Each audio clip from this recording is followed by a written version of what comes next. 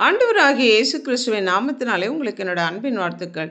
இன்றைய நாளின் தியானத்துக்காக தேர்ந்து கொள்ளப்பட்ட வேத வசனம் உபாகமத்தின் புஸ்தகம் 33வது அதிகாரம் 27வது வசனம். அனாதி தேவனே உனக்கு அடைக்கலம், அவருடைய நித்திய புயங்கள் உனக்கு ஆதாரம்.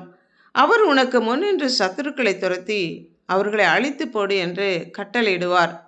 மோசே யாக்கோபின் 12 பிள்ளைகளையும் அவரவர்களுக்கு ஏற்ற வார்த்தைகளை சொல்லி ஆசிர்வதித்த பின்பு முழு இஸ்ரவேல் தேசத்துக்கும் உடன்படிக்கையின் வாக்குத்தத்தமாக சொல்லி ஆசிர்வதித்த வார்த்தை, அனாதி தேவனே உனக்கு அடைக்கலம். அடைக்கலம் என்றால் ஆபத்து காலத்தில் ஓடி ஒளிந்து கொள்ளக்கூடிய பாதுகாப்பான இடம். அனாதி தேவன், ஆதி முதலாய் இருக்கிற தேவன், தலைமுறைகளின் தேவன், ஆபிரகாமின் தேவனும் ஈசாக்கின் தேவனும் யாக்கோபின் தேவனுமாகிய நித்திய தேவன், ஆரம்பமும் முடியும் இல்லாத, காலங்களுக்குள் வரைமுறைப்படுத்த முடியாத, என்று மாறாத தேவன்.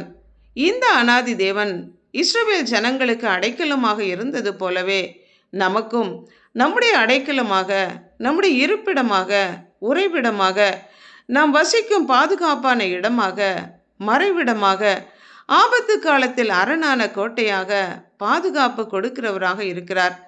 அவருடைய நாமம் பலத்த துருகம், பாதுகாப்பு. நாம் அவருக்குள் ஓடி பாதுகாப்பாக சுகமாக இருக்க முடியும். அவருடைய இரக்கங்கள், காருண்யம் அனாதி காலம் முதல் இருக்கிறது.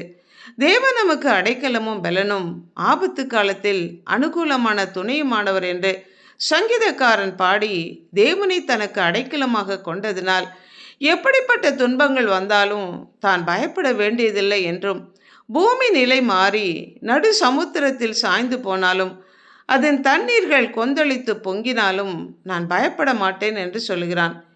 என்னிலும் அதிக பலவான்களாய் இருந்த பலத்த சத்துருவுக்கும் என்னை பகைக்கிறவர்களுக்கும் என்னை விடுவித்தார்.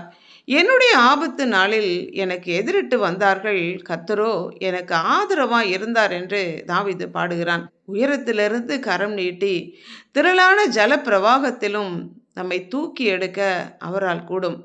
நம்முடைய கால்கள் இடரும்போது, நாம் தவறி விழ நேரிடும்போது நம்மை தாங்கி பிடிக்கிற தேவன். ஒரு தகப்பன் தன் பிள்ளையை தூக்கி சுமப்பது போல, கரம் பிடித்து நடத்தி செல்வது போல தூக்கி சுமந்து நம்மை நடத்தி செல்லுகிற தேவன். நமக்கு முன்னே சென்று நமக்கான யுத்தத்தை நடத்துகிறார். நமக்கு எதிராக செயல்படும் விரோதிகளோடு யுத்தத்தை நடப்பித்து வெற்றியை தருகிற யெகோவா நிசி. அவர் இஸ்ரவேலின் ஜெயக்கொடியானவர். நமக்கு மேலே இருந்து நம்மை ஆசிர்வதிக்கிறார். இந்த ஸ்தலத்திலே நமக்கு அடைக்கலமாக இருக்கிறார். கீழே இருந்து தாங்குகிறார்.